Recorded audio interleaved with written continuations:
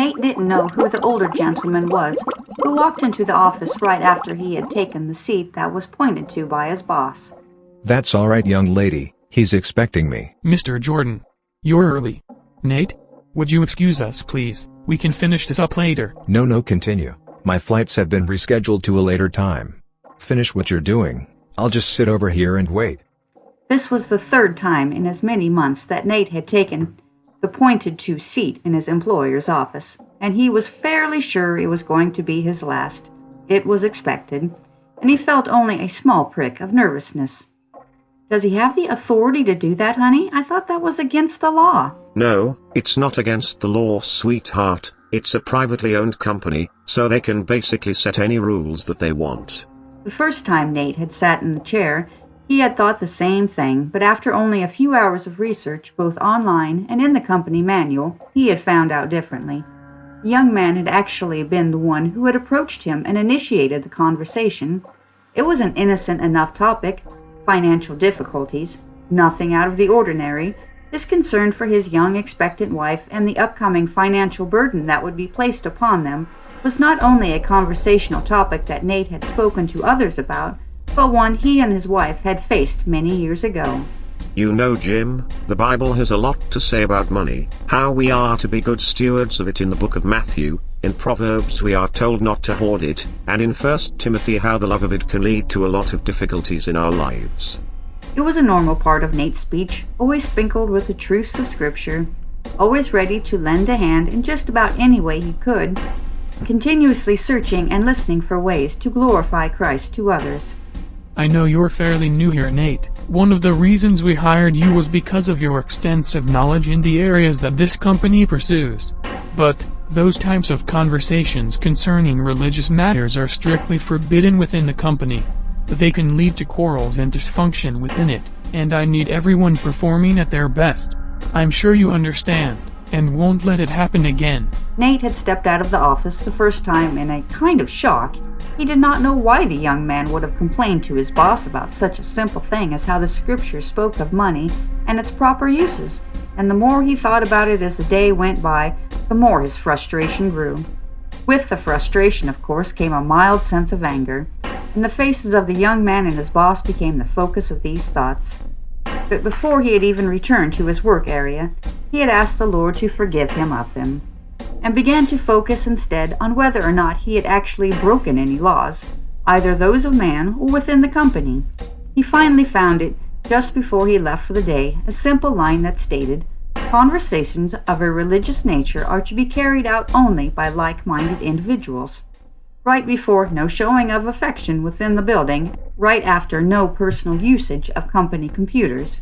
What are you looking at? Never seen two guys in love before? Oh, wait, that's Stevie.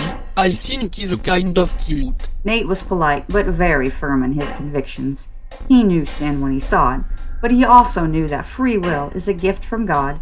So it wasn't until one of these two men said, "You're not one of those religious nuts, are you?" That was when Nate began to speak in love to them. But he also spoke with firm convictions of the truths of the Scriptures, and it was not more than an hour after that before he was back in the chair again.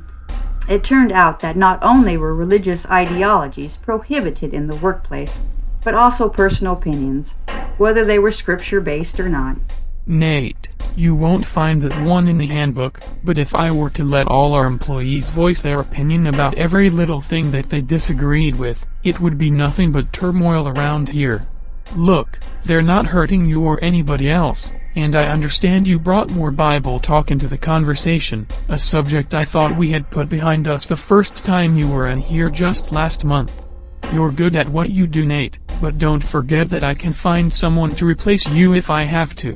So, what do you think I should do, guys? Pastor Stan was the first one to speak up at that Wednesday night men's Bible study, a group of about 10 men that Nate trusted implicitly, good God-fearing men who loved the Lord. You know that we are to obey all the laws of man unless they go against the will of God, Nate. But with that being said, we are also to confront evil, and be of help to all those we can. And I believe that in both of these incidences you have performed as the Lord would have had you to. Your convictions are admirable, Nate. It doesn't sound like this boss of yours is going to stand for much more though. Are you prepared to stand your ground for the Lord if it comes down to that? Whatever he asks of me, Hank, you all know that. These were men of God. They knew where their confidence came from, where they stood, and why. They also knew when to speak up and when not to.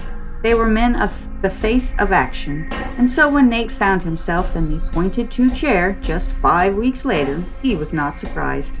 All right, Nate, let's get this over with. I don't want to keep Mr. Jordan waiting. I already know what you're going to say, but give me your side of the story anyway.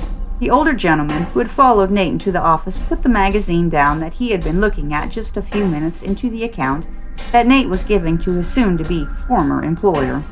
The part where Nate confronted the man in the hallway who was belittling another co-worker, when he told him of how he had stepped between the two and informed the man that the way he was treating the young lady was inappropriate. A smile came on the face of the one who had followed Nate into the office of the chair.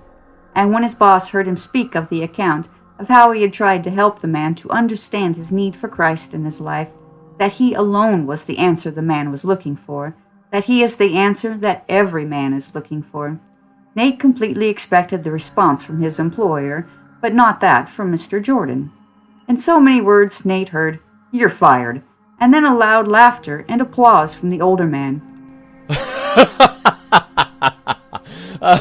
Nate, it's Nate, right? I've been looking for someone like you for a very long time. A man of firm convictions, someone who will stand their ground in the face of adversity. How would you like to come to work for me?